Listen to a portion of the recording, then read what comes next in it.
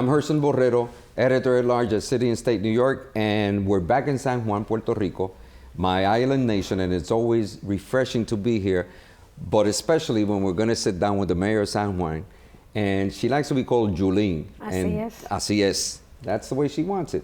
But her name is Carmen Yulín Soto Cruz. Cruz Soto. See, I'm changing her name already. Great to be back and seeing you, Mayor. I think that last time we heard about you, you were in a cab and taken to the Bronx, and they didn't want to pick you up. I was trying to get to the Bronx, and once we were in, I said, well, what do you mean? I'm going to the Bronx. No, well, I don't know where that address is. I said, well, use your GPS. I don't have GPS. The point was that they didn't want to take us to the Bronx, and they told us to get out of the cab. But I have to thank everybody in New York City, because they were really good about it. And it doesn't matter if you're the mayor of a city, you're trying to get somewhere. And a good transportation system and access to transportation, or the lack thereof, is also a way to discriminate against people. I was staying in this wonderful little hotel, quite inexpensive, outside of Manhattan.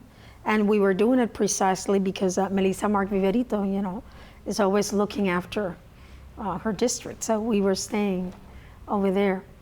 And I think it helped to heighten the need to know that transportation is something that is basic when people are trying to do better for themselves. So in that respect, it was good that it happened, and that I could use my voice as a microphone for those that do not have a microphone. You wouldn't be amazed the amount of reporters that said, you know, that happened to me, the people. Sure. In Facebook and Twitter. So, but people in New York were very nice. They brought me 2 little cabs and a little taxi stand where it said, don't even think of parking here. And it was You felt like a New Yorker. Yes, it was nice. We're looking from New York. Now that, good hearing from that, and you took it very well, by the way, being slighted by this cab driver. I don't know what the TLC did to that driver, but whatever. No, they went through the process. There were 2 of them. They went through the process, and the one that kicked us out received a much harsher penalty than the one that took us and was complaining all the way that they were taking us there. But it was nice. Good. You survived it. I survived, and most importantly, thousands of people in New York City survive every day discrimination, and they push on. And that's what's important, that it doesn't matter where injustice stands up, that there be 10,000, 11,000, however many, one that stand up to injustice. What can I say to that? You know, that's the kind of stuff we should hear from politicians in New York or elected officials, so that's wonderful. I'm sure that the people that are watching this, they appreciate that. So the mayor wants you to come down to San Juan, I know that. But look, one of the things that is occupying the majority of the news coming out from Puerto Rico, it's not crime, it's not the climate, it's not the fact that you need rain, it's the debt crisis. Mm-hmm. But I get it, and I'm hearing all of that, but I walk into your office here in Maryland, and you just finished last night there's kind of the state of the state union. of the union, state of San Juan, which you have to report by law. It is required that you, as I understand it, you submit something at into the 3rd month of the... by October 15th of every year, we have to submit a report to the Municipal Assembly stating what we have accomplished during the year and how the finances of the prior fiscal year have gone. And we have been very blessed with a group of people that work very hard. And for the 2nd consecutive year, we have had increases in all of the areas of major income for the city, except for one where we had $200,000 less. So it's not a major or anything that will put a damp on what we're trying to do. We have 101 capital investment projects in the city, And by the end of the year, term, I should say, we will have 174 projects all finished with an investment of $131.5 million. We have a surplus. When we came into office, and I say we not as the politicians say we, but really it's a group effort. When we came into office, there was a deficit of $45 million, and we now have a surplus of $21 million. We used $4 million for last year for capital investment projects, and we have $19 million in the bank already put towards next year's budget. We have increased services. We haven't raised 1 single cent of municipal taxes. We gave collective bargaining rights to our employees. We are the only municipality in Puerto Rico where municipal employees have collective bargaining. You encourage unionization. Yes, yes. And you still wind up with 19 million after surpassing the $45 million deficit. Not only that, but we gave $900 increase to our union workers. So let me ask you something. We're hearing of the economic crisis, asking for solutions, asking to go into chapter 9, 11, all kinds of things that sound like foreign to a lot of people, but it is real. There are people leaving by droves in plane loads, Puerto Rico. And you're sitting here, and I just was going through some of the speech that you gave in the presentation. Is San Juan part of Puerto Rico, or is it? I don't understand it, because it seems you're like moving. You have communities that are undeserved or ignored. But what are you doing? We have participatory budgeting now, right, implemented in 14 communities in San Juan. We have, because one of the communities is El Caño, which is 8 communities in itself, and Rio Piedras, which is 5 to 6 communities in itself. We have a good, very good crime rate reduction, which also as a nation we have in Puerto Rico. What we're doing is something, look, the dimensions are different. When your nation owes $72 billion, that is a different magnitude, but it's an issue of philosophy. I have often thought, and I was raised from the philosophical standpoint, that when the economy is bad, you don't take money out of people's pocket. You do 3 things. You increase municipal investment. That's why we have $131 million of investment. FDR did that, right? There was no work. The New Deal, what did he do? He first started doing the federal investment. To do the second thing was to create the conditions, the economic conditions, to bring people and make sure that they invest. What did we have to do? We had to clean the city. More than 280 million pounds of domestic garbage we pick up every year. And in a city of 380,000 people, so that's a lot. Truckloads of things that we should be recycling. We have started recycling programs in San Juan. We have decreased by 43% if you compare it to 2012, or 33% if you compare it to last year, our crime rate in San Juan. We have looked at things such as cultural activities. We have 22 days for you that are coming to Somos, 22 days of cultural activities round the year. So it isn't something special for Christmas. It's around the year, year-round. 22 days of every month with cultural activities that are done around our most, I would say, iconic places, Santurce, Viejo San Juan, Condado, Miramar, and we are increasing in a place where San Juan, most people don't know, San Juan, about 60% of San Juan was brought into San Juan when Rio Piedras, which was a town, was annexado. How do you say annexado? But it was made part of. It was made part of San Juan. So people voted for people from Rio Piedras to become part of the municipality of San Juan, 60%. So we have a lot of countryside in San Juan, and we're moving our cultural activity there. So we had to create the conditions. We've created the conditions. The investment is coming into Puerto Rico. We have people like Serafina, Serafina widespread around the globe. We have Hardwell Cafe that is coming back to San Juan. We have a lot of locals that are looking at San Juan as their place of business, and we have things to do. We are not doing so good in terms of the permit licensing, and we have a plan. We will make sure that that plan is put into place, and we will overcome that. But Mayor, it's refreshing to hear that, but you're not complaining, you're not blaming Washington, you're not saying we need chapter this, or we need chapter that. You're not saying, you're doing, in other words, you're living what you have. We're doing what we have to do. We're out in the streets making sure that people have better health services. We have increased the health services that we provide. We're moving into closing the health services in San Juan from the standpoint of becoming a universal health system, or a municipal version of a universal health system.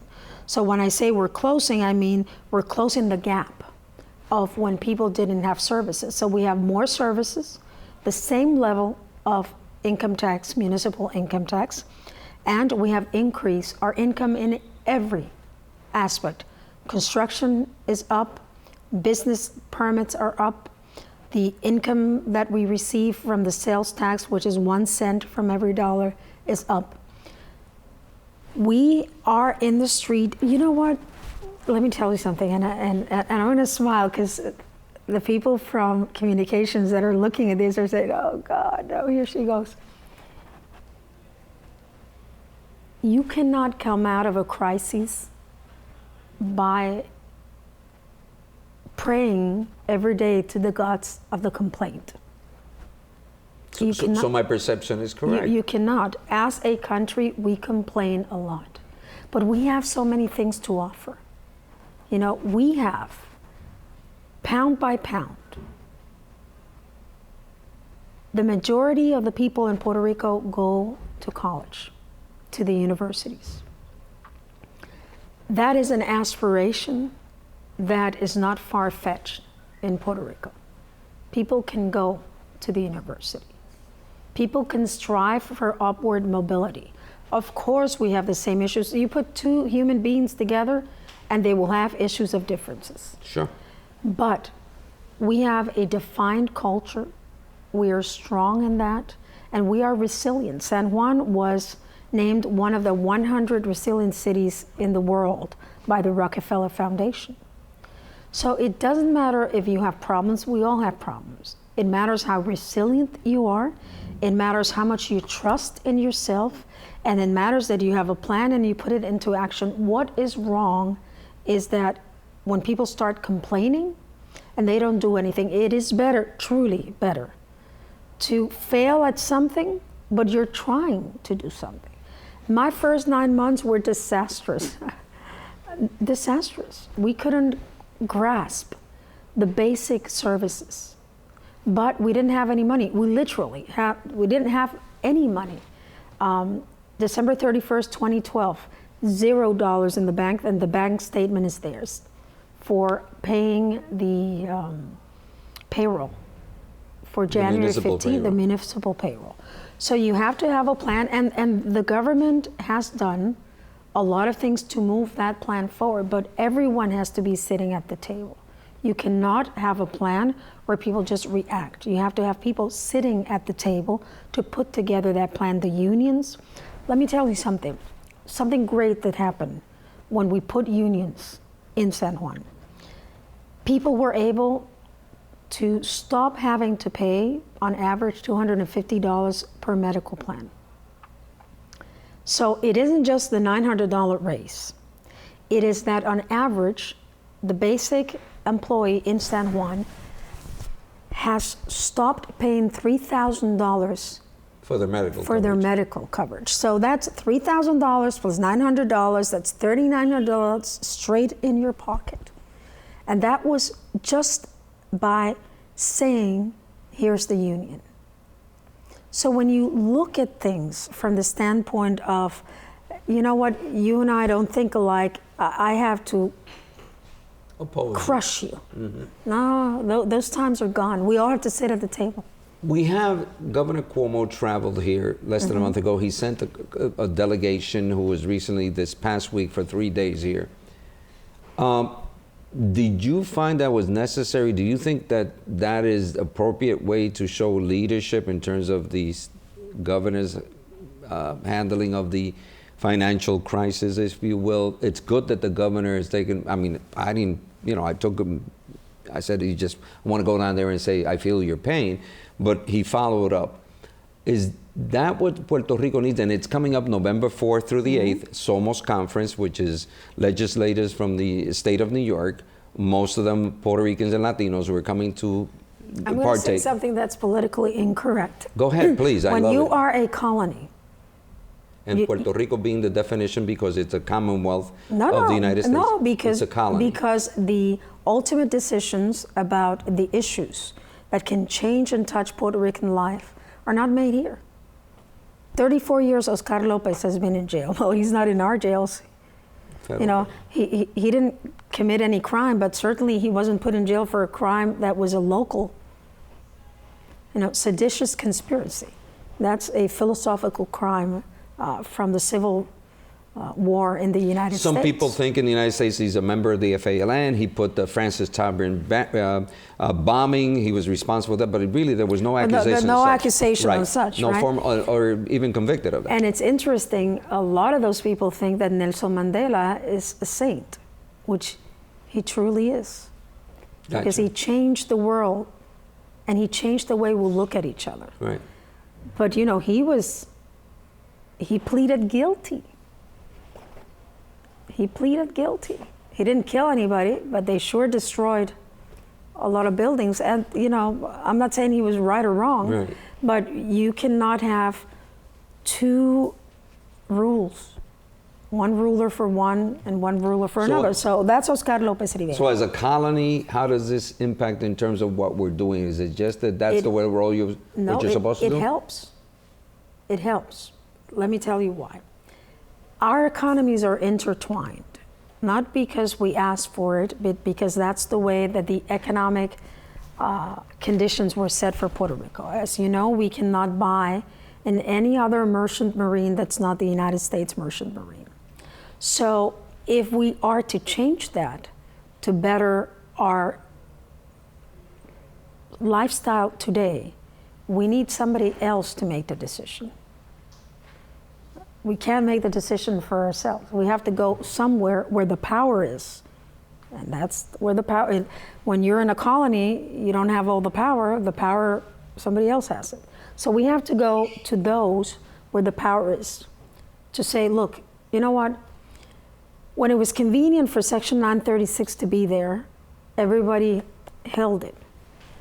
Now that we're up a creek without a paddle, the federal government is saying, it ain't my problem. Well, it is your problem.